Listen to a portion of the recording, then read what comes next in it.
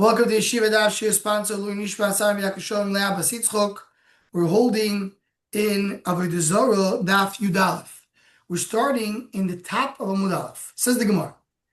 Unkelos bar klonimus. Unkelos ager. This is the unkelos that we know.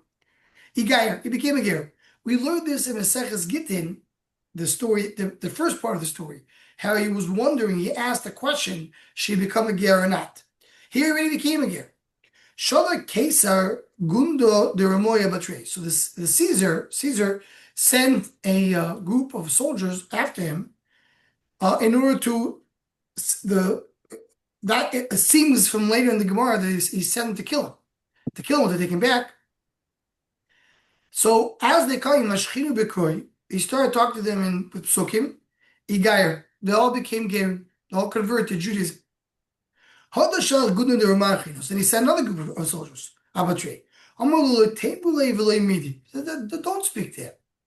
As they're taking him and going, let me just tell you something. I'm not going to talk to you learning. I'm going to tell you something about the world. What? Rashi just explains each one of these is another level of hierarchy, of royalty. So the Fyoira, which is a little lower, he lights a candle, or he brings the candle, the light, in front of the Fyoira. Fyoira ledukaso to the duke. Dukaso agmoino. Agmoino lekuma. Kuma is the highest one. Kuma minokad nurim kamenchi. Kuma seemingly is the king. Rashi says Kuma is the king. Does the king put a light in front of anybody? I'm really loyal. He said no. But HaKadosh Baruch Hu does give fire in front of Am Yisrael. So that obviously started a conversation, and that eventually brought them to Igayer Kulu. They all became Gerim, these soldiers. So now the Caesar sends them a third group of soldiers. Forget about talking with him and learning and debating. Don't say a word. As they're taking him out, they see a mezuzah on the door. He puts his hand on the mezuzah. The girsa that we have, there's a girsa here that adds achich. He started laughing. Why are you laughing?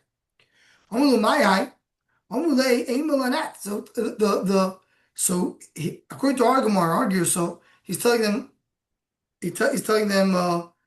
what am I doing? They tell us, so we don't know.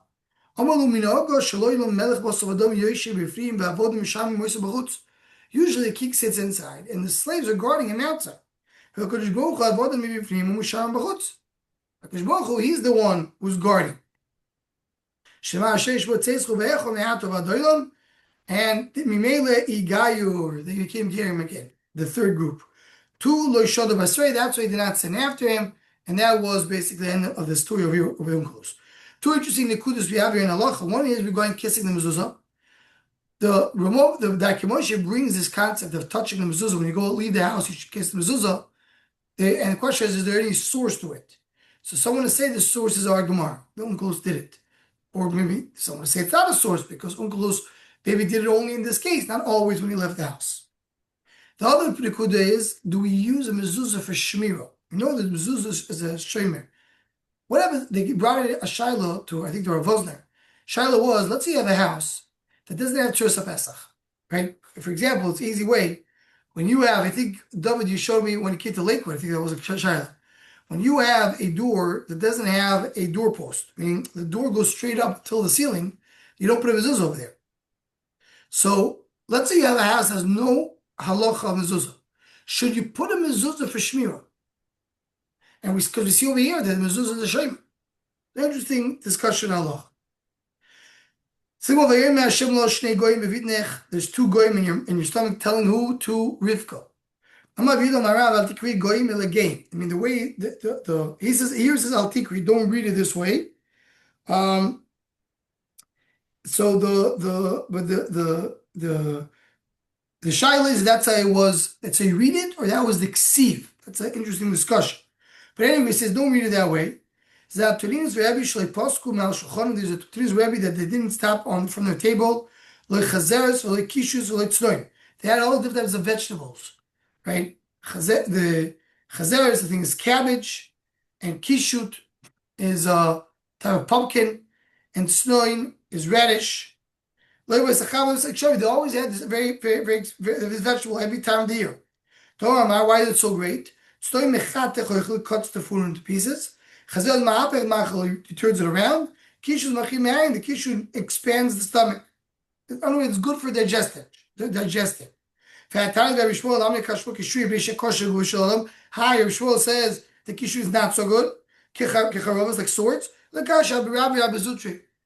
depends if it's if it's smaller ones or bigger ones. So he just brings over here another inyanim that we have this food. So there's not good. So if it is good, we're talking about the good stuff. And this has to do with yesterday's daf that Rebbe and Taninus, there already been rumors in the pasuk regarding Yaakov and Esav, because Esav was supposed to be what Antoninus became later. Antoninus was a tikkun for Esav, and this Be'ez Hashem will be in the Shur Machshav of yesterday's daf, so stay tuned for that. Says going my lady Ramisa, two of the chagas that they had is the day of birth, the day of death of the king. And then it says over there, Machlekes in the Mishnah, do they have to burn the items of the king or not? So it says when Mechal Me'esov lo yishto misa sheyesh b'seifo, lo yishto misa sheyesh b'seifo, doesn't matter if there is a burn or there isn't a burn. They still worship over the Zara. Almost straightforward, loud chukahi. You see that burning doesn't make a difference. Doesn't make it into a chukah of a chukah goy. So the machlek is in the Mishnah. Do you need to burn when you bury the guy, or you don't have to burn when you bury the guy? And when they bury the king. So mashma is machlekes is burning part of the process or not. But we have a brisa that tells us that you do burn the king's items, a Jewish king, and it's not an issue. Darkei Mori means the goyim used to do. If that's what they're going to do, how can we do what they're doing? It says not to go with the goyim. Everybody agrees Sreifa is not part of the Chuki HaGoyim. And the Chashivusi, just the importance. Here's the Machlekes.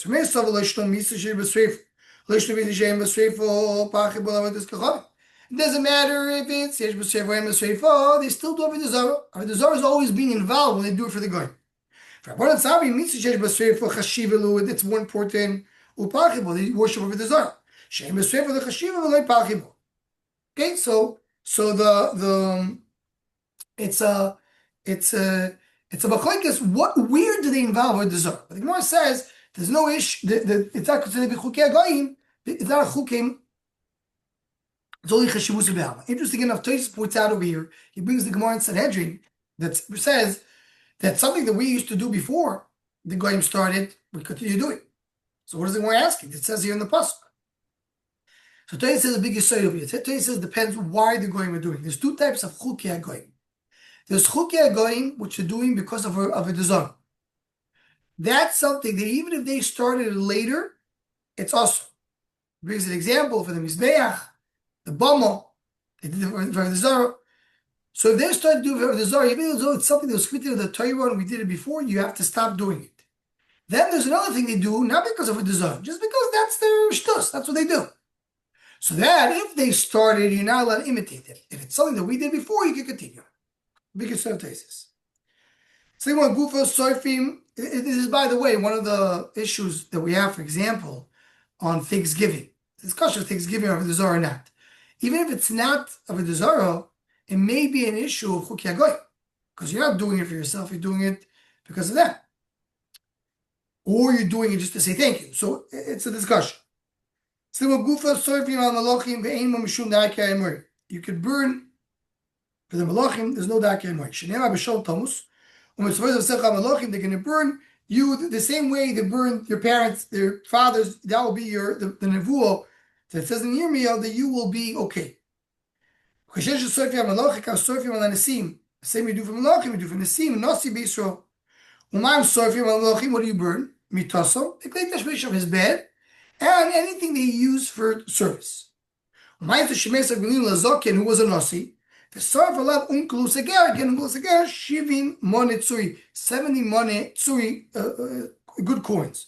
So the more volume I'm serving them because of the shvish. We said it only do the bed in their klitashvish. Here you're talking about money. Ima b'shivim mone tzuri. It was worth his bed and the klitashvish that he's burned was worth shivim mone tzuri. Maybe I want to tell me something else not.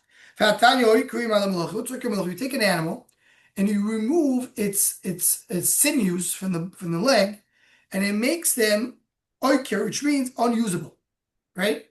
In other words, they cut off the legs of the animal, and they make it something you can't use anymore. It's not anymore.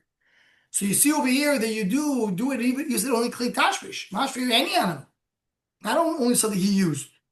Only his horse. Talk about his horse, not about something that he uses that's not his usage. So the Gemara will be able to tell me a regular behemoth or not that doesn't use. It says you can do only a ikur that doesn't make the animal treifel. If she makes the animal treifel, you can't do it. That's what Rashi learns because you should not make an animal unedible. Tais asks of this. Tais brings a raya that's not pshat. Tais wants to say that it's not also to do it. If it has treifel, you're not allowed to shecht and eat it. If it doesn't have treifel, you could shecht and eat it. The chiddush is even though it belongs to a king, you can still shecht and eat it. But you see, you talk about behemoth ta'ayir because talk about treifels. How do you cut off without causing the animal to become treifel? Says the one that Vidav on base. Haminasher pasesel mina kuvo v'lamata. So the akuvo is a certain area next to the I don't know how the trans. What? Hoof. The akuv, yeah, the H-O-O-F, hoof. The hoof. So when you do the akuv, you cut the animal below the akuv. Called the hoof. Very good thinking of it. So then it's a din of what? Then it stays not treifel. Above that, it makes it treifel. So be sure when you do it not to make it treifel. So you see, you're talking about behemoth ta'ayir. Answers the Gemara, Papa be'eglo m'sheches b'korin. Talking about a certain calf that they use to carry a wagon. So it is being used for a tashmish. And we only burn and ruin things that are used for the king, either as his bed or any something that is used for his own service. Continues the Gemara, it says, and the Mishnah says, blorisoi, when the day that he cuts his beard and his bloiris is the long hair that he leaves in the back, that's when you have a dezon. So when you buy how do you read the Mishnah? So the day he shaves his beard and he lets his bloiris grow, or the day he shaves his beard and he cuts off the bloiris. It says both. It says both. So in other words, and Tate says why it says tiglachas kana with both, because they used to cut the beard in both cases, at both times. Cut the beard when they grow the hair, they cut the beard when they leave the hair. There's another chag on Remi. And this is a very particular, interesting, fascinating chag of that. What was it? Once every 70 years, Mevim Odom Sholim, bring a full person, meaning that he has no damage. Kivim Yisrael Odom Chigir, put him on top of a lame person. What is this a reference to? Esav sitting on Yaakov Avinu. Yaakov Avinu was a tzerleah. He was lame, for at least temporarily. They put on this person, Big Day Adam Rishon. They put on his head the face of Rabbi Shmuel. When he was killed, the daughter of the king liked so much his beauty that they skinned off his body, his face. So they used that to put it on, to use it as a mask. They put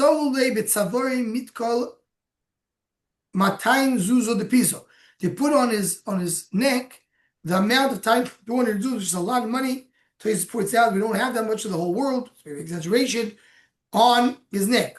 They fill up the markets. Be'enach. Enach is another type of material. In other words, they make you a big asik about it. Right? And Umachris the photo. They announce in front of him. Sach kirei plaster. What does sach kirei plaster means?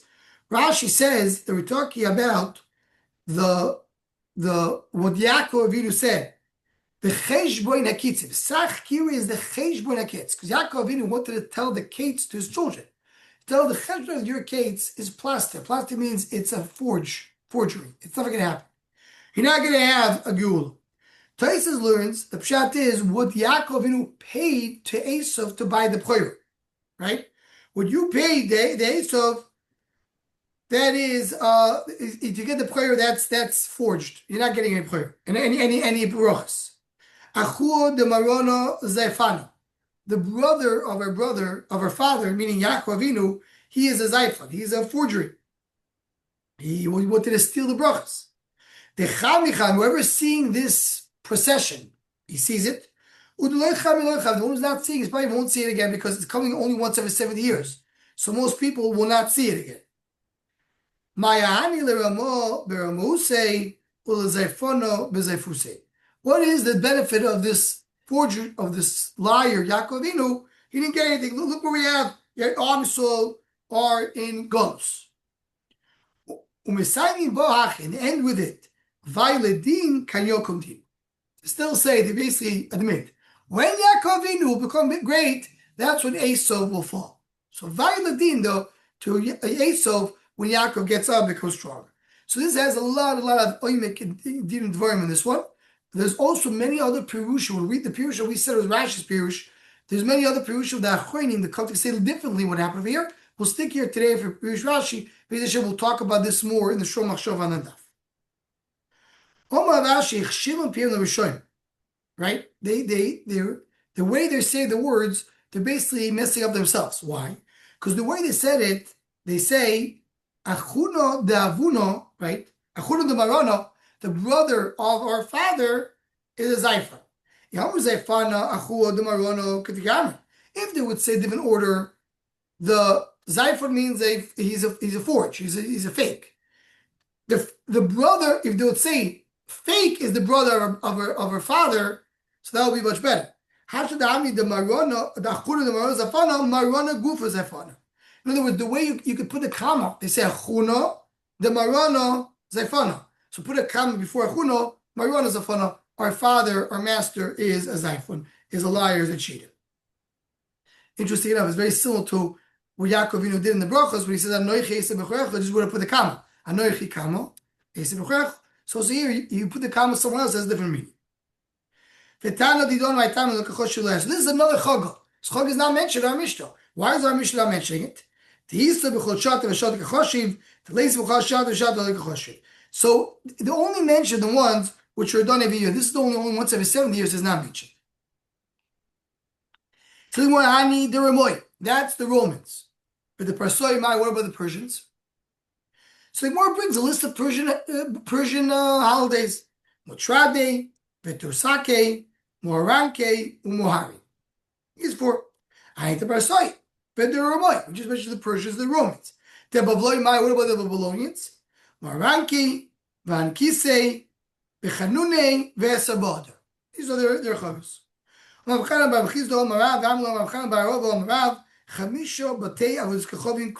5 places of a Zara which are kavua. It's permanently of a Zara all year round.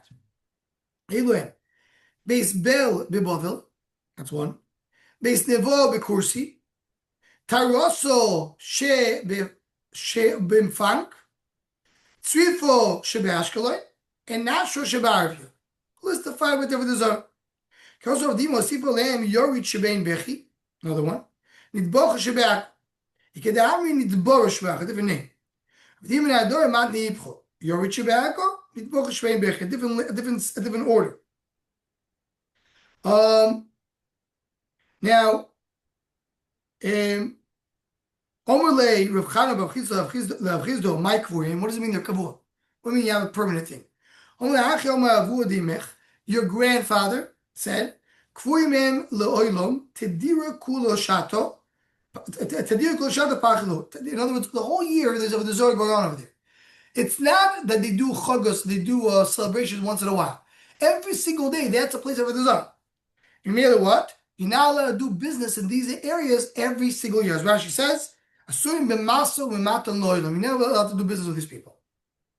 How much will be goylo in also you made the move on? And the goylo that we are stuck with among the goyim, and we need it for business, and also because of Yira, because of Sphere, the only day you can do business with them is the day of the Zara itself, not the days before or after. Nami miyoser. We went over that day is also Bruno Lizvuni Chamo. He'll have Bruno to sell wine. We'll have Gidel Lizvuni Chitin to sell wheat. Bechagoto the Taye in the Chagim of the Taye of the merchants. It says more Shani goes to the Tayo the Loikvio. Right? They don't do it every year. It's not so kavua. It's not a real minhag they have of Avoda Zara. They do it once in a while. It's not a real chagah, and therefore we don't have the same restrictions that we have in a regular chagah. So we'll stop over here and continue Beis Hashem later tonight. I'll send a message about it. Kol tov.